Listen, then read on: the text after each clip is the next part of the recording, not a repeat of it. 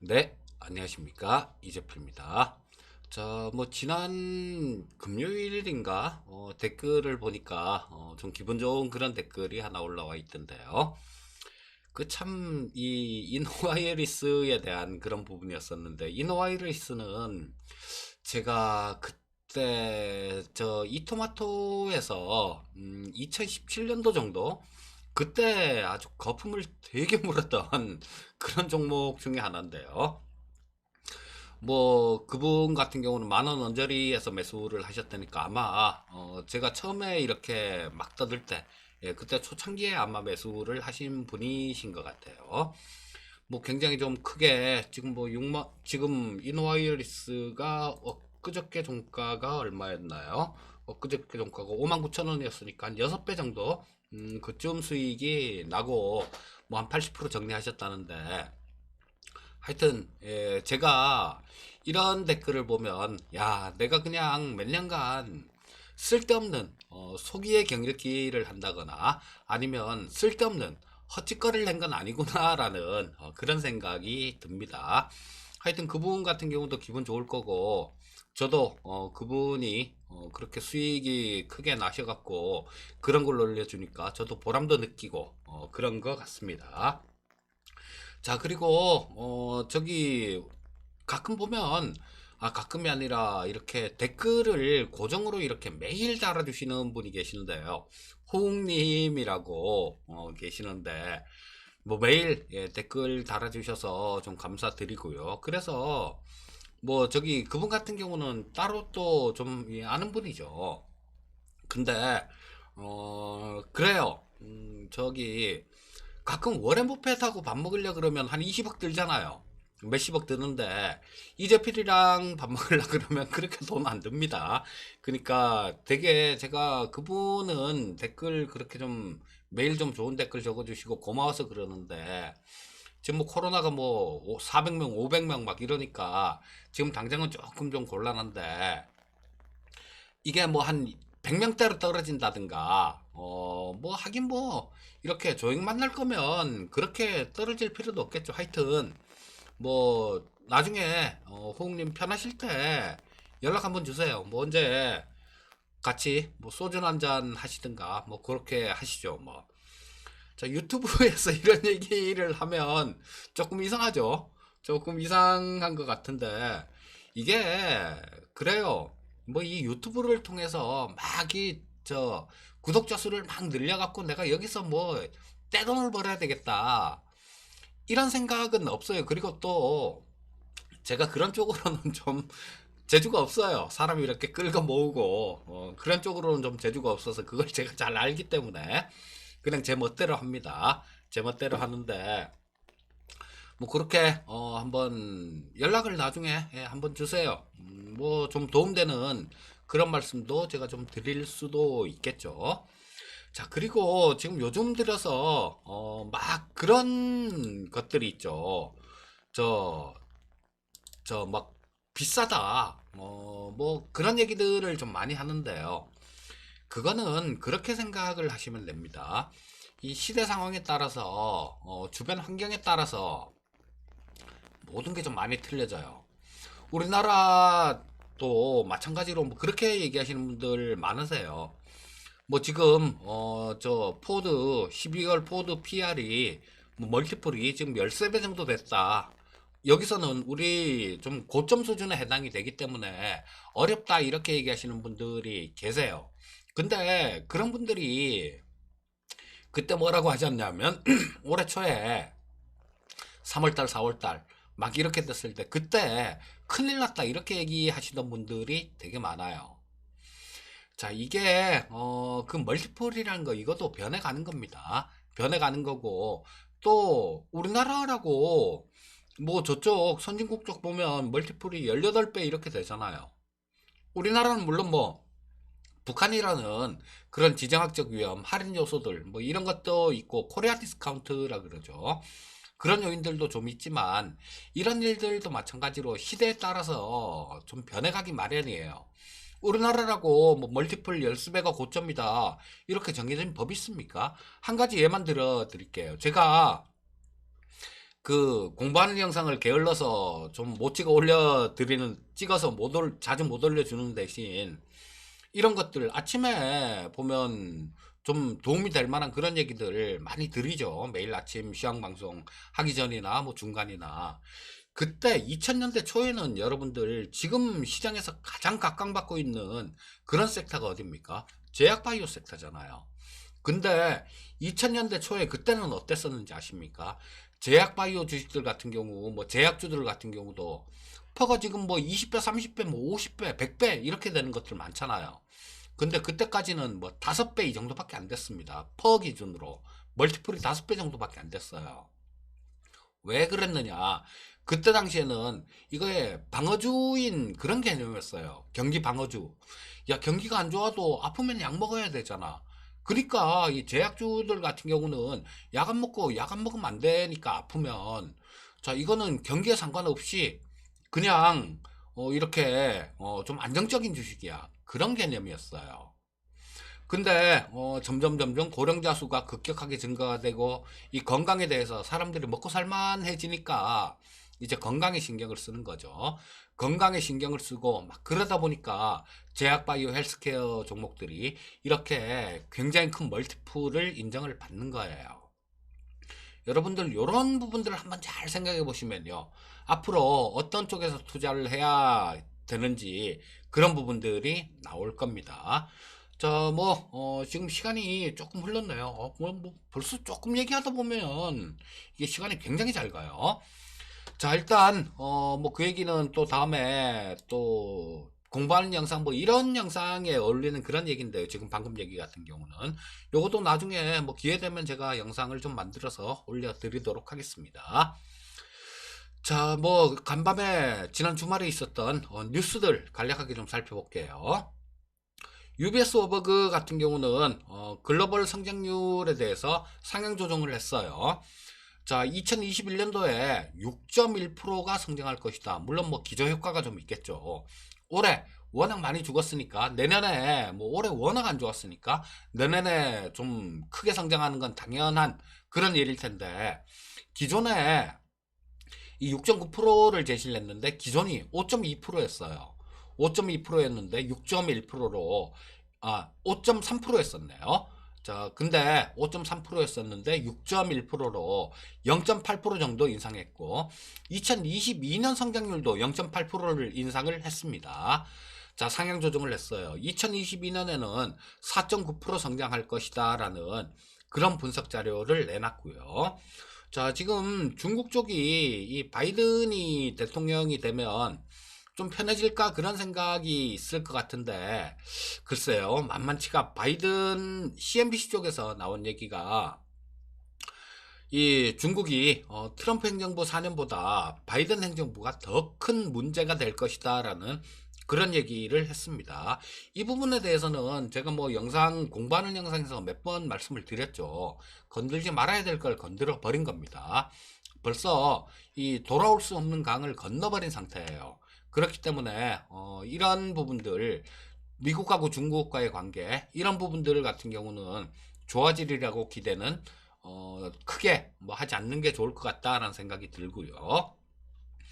자, 지금 뭐 각국에서 돈을 엄청나게 풀고 있죠. 우리나라도 뭐 이제 3차 재난지원금 지급을 할 예정이다. 뭐 이런 뉴스들이 나오던데요. 자, 뭐 연준 쪽에서도 마찬가지죠. 이번 주에 앨런 의장이란다. 제롬 파월 의장의 청문회가 있습니다. 상원 청문회가 있는데, 얼마 전에, 지난주에 연준의 채권 매입 관련해갖고 뭐 늘릴 수도 있다. 그런 얘기들도 좀 있었죠. 자, 요런 것들이 조금 우리가 관심을 갖고 봐야 될 일들이고요. 또, 22에서는 22 임원이 그런 얘기를 했습니다. 부양책이 충분하지 않았다라는 게 명백하다. 이런 얘기를 했어요. 자, 그렇다면 12월 달에 22 통화정책회의에서는 부양책을 또 더 크게 이렇게 좀 쏟아낼 수도 있다라는 거, 그런 부분이 있겠죠. 자, 그리고 트럼프는 전 트럼프 얘기만 하면 웃음부터 먼저 나요. 예, 트럼프죠. 자, 선거인단이 투표에서 질 경우 백악관을 떠날 것이다, 이런 얘기를 했어요. 아주 당연한 얘기를 안 당연한 것처럼 그렇게 얘기를 하고 있네요. 자, 그리고 지난주 금요일 블랙 프라이데이 온라인 매출이 뭐 51억 달러가 됐다라는 얘기죠. 그런 뉴스가 있었고, 자, 요거보다 좀 더 기대가 큰 건 사이버 먼데이. 오늘부터 시작되는 사이버 먼데이죠. 자, 이쪽에서는 뭐 일각에서는 이 블랙 프라이데이 저 온라인 매출보다 사이버 먼데이 매출이 2배 정도 될 것이다라는, 2배 이상 될 것이다라는 뭐 그런 얘기를 하는 그런 매체도 있습니다.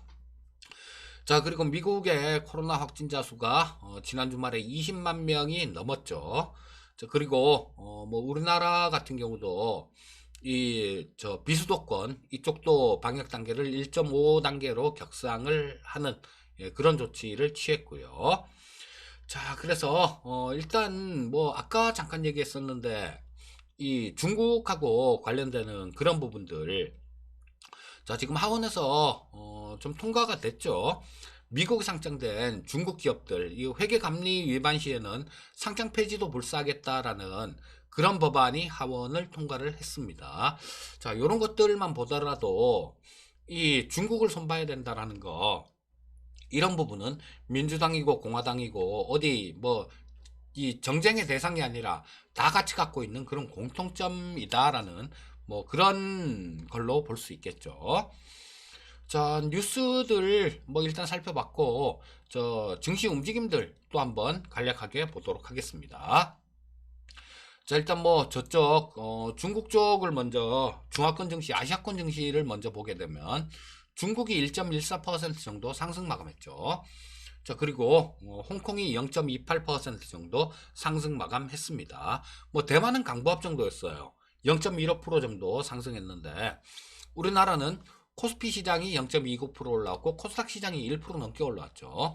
자, 요런 거는 계속 말씀드리듯이 그런 말씀을 드리고 있죠. 코스피가 먼저 달리고 코스닥이 뒤따라가면서 키 맞추기 하고, 자, 이런 형태의 시장이 계속 나오고 있습니다. 자, 뭐 요거는 뭐 한 12월 시간이 조금 한두 주 정도 더 지나게 되면 이런 부분조차도 또 역전이 될 수도 있어요. 뭐 코스닥 시장, 즉 중소형주 쪽이 이렇게 먼저 가고 코스피 시장이 따라가고 그런 형태의 시장으로 이렇게 바뀔 수도 있습니다. 아, 그리고 좀 이따가, 요건 좀 이따가 얘기를 하기로 하고요. 자, 일단 뭐 그런 모습이었고, 미국 증시 같은 경우는 반나절만 했습니다. 이게 전부 다 온 시간을 채운 게 아니라 저 블랙 프라이데이 그거 그 블랙 프라이데이죠. 뭐 그거 때문에 이 반장만 했어요. 오전장만 했습니다. 뭐 다우가 0.13% 정도 올라왔고 S&P 500이 0.24% 정도 상승 마감했고요. 나스닥이 0.92% 정도 상승 마감한 모습이었습니다. 필라델피아 반도체 지수도 약 1.2% 정도 상당히 좀 탄력 있게 올라온 모습이었습니다. 자, 반장짜리였지만 미국 시장 나스닥 10분봉을 한번 보도록 하겠습니다. 자, 보시면 갭으로 좀 빵 떠서 시작했죠. 갭으로 좀 빵 떠서 시작해서 뭐 좀 아침에 시가보다도 좀 올렸다가 조금 매물 소화하고 요렇게 오전장 끝나고 마감이 되는 모습이었고요. 지난 주말에 S&P하고 나스닥 요거는 저 사상 최고치를 기록하면서 끝냈죠. 자, 누가 보더라도 좀 의심할 바 없는 그런 굉장히 강한 대세 상승장이다라는 겁니다. 자, 일봉을 한번 볼까요? 나스닥 일봉까지 한번 보겠습니다. 자, 지금 요게 돌파를 해낸 모습이죠.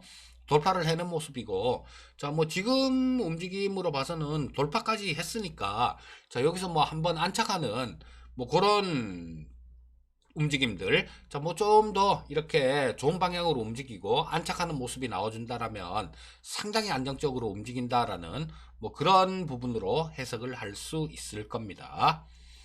자, 수급 한번, 국내 증시 수급 동향 한번 짚어보도록 하겠습니다. 자, 보시면 또 안 켤 뻔했네요.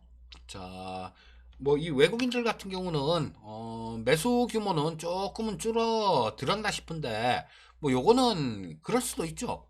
뭐 매일 몇천억씩 이렇게 사될 수는 없는 거죠. 자, 그래서 외국인들 같은 경우는 지난 금요일 날도 한 797억 정도 코스피 시장에서 저 매수 폭은 조금 줄었지만 순매수를 계속 이어가는 그런 모습이 나오고 있고요. 선물 시장에서는 또 계속 샀습니다. 코스닥 시장 한번 볼게요. 코스닥 시장이 지난 주말에 굉장히 강했던 이유는 이 외국인들 덕분이었죠. 이들도 그렇게 생각하는 거예요. 이들도 원래 그렇습니다. 이 대형주 쪽으로 자금이 확 들어오고 난 다음에 그쪽부터 일단 사고 난 다음에 주변에 중소형주라든가 이런 것들도 좀 매수를 합니다. 그래서 그런 수급이었다라고 보시면 될 거예요. 그리고 주변 정황들 이런 것들을 이렇게 봤을 때는 좀 살펴보면 이게 단기간에 뭐 그렇게 끝날 일 뭐 그런 건 아닌 것 같고요. 이 얘기는 벌써 11월 초에 그런 말씀을 드렸었죠. 이때 코스피 시장에서 외국인들 처음에 들어오는 거 이거 1조 1천억하고 7천억 이거 매수 들어오는 거 보고 그런 말씀을 드렸었어요. 이게 하루 이틀 만에 뭐 그냥 요거 사고 끝낼 만한 그 정도 규모의 자금은 아니다라는 그런 말씀을 드렸고 내년 이후까지도 보는 그런 자금이다라는 말씀을 드렸는데 뭐 그렇게 보시면 될 거예요. 자, 그렇다면 뭐 내년도 정도까지 물론 중간중간에 그거를 구분을 하셔야 됩니다. 중간중간 조정을 받는 거 이런 건 더 가기 위한 조정을 받는 거하고 이거 부러지기 위한 조정을 받는 거하고 그런 부분은 좀 틀려요. 구분을 할 줄 아셔야 됩니다. 이런 부분들은. 자, 근데 뭐 내년 정도까지도 상당히 이들은 우리 시장에 대해서 굉장히 좀 좋게 긍정적으로 그렇게 보는 모습이다라고 해석을 하시면 될 것 같습니다. 자, 선물시장 보시면 외국인들 3일째 또 계속 순매수했네요. 약 1,700억 정도를 순매수했습니다. 옵션 시장 보시면 뭐 옵션 시장은 외국인들은 콜 13억 매도, 금융투자 콜 1억 매도. 자, 풋 쪽 같은 경우는 외국인들 풋 21억 매수, 금융투자는 풋 10억 매도인데, 자, 외국인들은 이런 부분들을 지금 저 콜 매도 풋 매수죠. 아래쪽 방향인데 이걸 아래쪽 방향으로 보시면 안 돼요. 그 전에 위쪽 방향으로 이 해놨던 포지션이 굉장히 많았었습니다. 그러니까 이런 부분에 대해서 슬슬 어느 정도 그냥 차익 실현을 한다라는 그런 관점으로 보시면 될 것 같습니다. 자, 일단 뭐 수급까지 좀 간략하게 좀 짚어봤고요. 자, 코스피 시장 10분 봉을 보면서 전체적인 지난 금요일 날 흐름, 움직임 좀 짚어보도록 하겠습니다. 자, 보시면 뭐 출발은 좀 보합권 정도 뭐 그쯤에 출발을 했었죠. 보합권을 출발을 해서 좀 이렇게 장중에 조금 왔다 갔다 하는 그런 모습이었어요. 자, 코스닥 시장은 코스피 시장보다는 움직임은 훨씬 좋았죠. 그건 아까 말씀드렸듯이 그런 부분으로 해석을 하시면 돼요. 어느 일방이 양시장 중에 뭐 어느 정도 디커플링 현상이 나오는 것들, 차별화 현상이 나오는 것들, 이런 것들은 어느 정도 그 한계가 있습니다. 어느 한쪽만 주구장창 계속 가고, 어느 한쪽은 빠지고, 이런 시장은 우리나라에서 별로 없어요. 자, 외국인들이 시장을 주도해 나갈 때는 이런 쪽, 코스피 시장 쪽, 이런 쪽이 먼저 주도를 해 나가면서 이 중소형주들이 뒤따라가는 그런 움직임을 보이고 있고요. 또, 개인 투자자들이 주도를 하는 장, 뭐, 개인 투자자들이 주도를 하는 장이면 올해 3월달 이후에 움직였던 그런 시장을 예를 들 수 있겠죠. 그때 당시에 외국인들 얼마나 팔았습니까? 그리고 이 기관들 또 엄청나게 팔았잖아요. 이런 것들을 개인 투자자들이 다 이렇게 받은 그런 시장이 올해 지금 11월 달 이전의 시장이었어요. 자, 이 주도하는 그 주체가 틀리기 때문에 누가 먼저 가고 누가 나중에 가고 이런 현상들이 나오는 겁니다. 근데 좀 전에도 말씀드렸듯이 계속해서 이런 현상이 나오지만은 않을 거예요. 전통적으로 보시면 요건 일봉 보면서 말씀드리는 게 좋겠네요.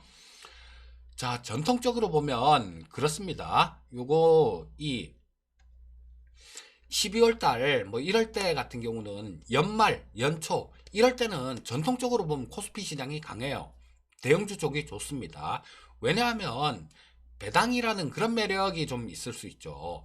배당이란 매력이 있을 수 있고 또 기관들 같은 경우는 뭐 우리 연기금이 계속 매도 물량이 나오는데 연기금도 마찬가지죠. 주가가 어느 정도 이렇게 올라오면 이 과정에서 채권하고 비중이 틀려지죠. 그래서 그 비중을 맞춰야 돼요. 그렇기 때문에 이 저 주식 같은 거 주식은 매도를 하고 뭐 이 부분에 대해서 채권을 편입을 하고 이런 포트폴리오를 조정을 하는 게 있어요. 기관들 같은 경우 거의 마찬가지죠. 자, 근데 이런 부분들이 있다 보니까 이 코스닥 시장 같은 경우는 좀 작기 때문에 조그만 매물만 나와도 충격이 좀 크게 나타납니다. 그리고 또 연말에는 배당이라는 게 있기 때문에 그런 부분에서는 코스닥 시장보다는 코스피 시장의 대형주 쪽이 배당 수익률이 아무래도 높아요. 그렇기 때문에 연말에는 저 코스피 시장이 좋고 그 다음에 저 연초 효과 이래서 중소형주 같은 경우는 연초에 좋은 그런 모습이 나오는데 올해 같은 경우는 좀 빨리 시작했어요. 11월 달 정도에 시작을 했습니다. 11월 달 정도에 11월 초부터 시작을 했기 때문에 아무래도 이 중소형주가 강세를 보이는 이런 현상도 좀 당겨질 가능성이 많아요. 자, 그러면 뭐 한 12월 중순이나 뭐 그 이전이 될 수도 있고요. 좀 이런 현상들, 중소형주도 조금 힘을 내는 그런 현상들이 나올 가능성이 상당히 많습니다. 자, 일단 뭐 큰 틀에서 시장은 말씀드린 대로 그렇게 나쁘게 보지 마시고 조정이 있다고 하더라도 이런 것들은 두려워해야 될, 무서워해야 될 그럴 조정은 아니다라는 거, 그 부분 꼭 기억해 두시고 투자를 하시면 좋을 것 같습니다. 자, 오늘도 뭐 미국 시장, 선물 시장 잘 살펴보시고요. 그 다음에 저 장중의 수급들 이런 것들을 잘 살펴보신다라면 뭐 오늘도 그렇게 크게 무리가 있는 그런 시장은 아닐 겁니다. 자, 오늘도 성공 투자하시고요. 저는 내일 또 뵙도록 하겠습니다. 감사합니다.